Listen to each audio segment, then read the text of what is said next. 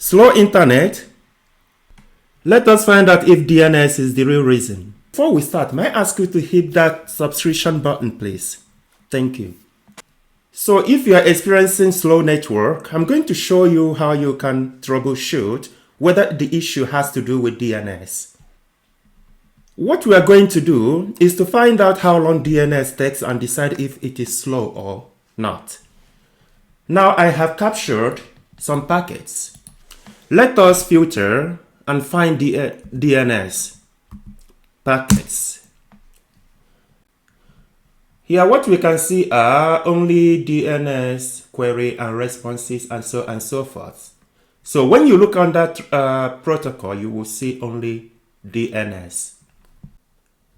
The first thing that we can see here is the query, where the client is asking the DNS, where is connectivity check.ubuntu.com. The second line is the server responding to the client, providing the IPs to that very website or to that very connection. The interesting thing here is that there are a couple of IPs here, quite many of them. So these are all for load balancing and reliability. That's why it returns so many IP addresses here. So this is load balancing. Now that we have identified the query and the response, the next thing that we can check to see if there is any slowness is the time. Here, for what we can see is that the time here is the same.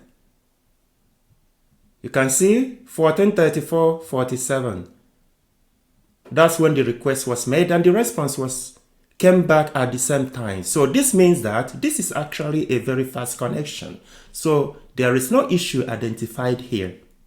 Now, the easiest way you can identify if the issue is with DNS is if there would be a difference here, let's say about less than 20 milliseconds, then that's not a big issue. If the difference is between 20 and 100 milliseconds, then that's not a big issue. So it is manageable.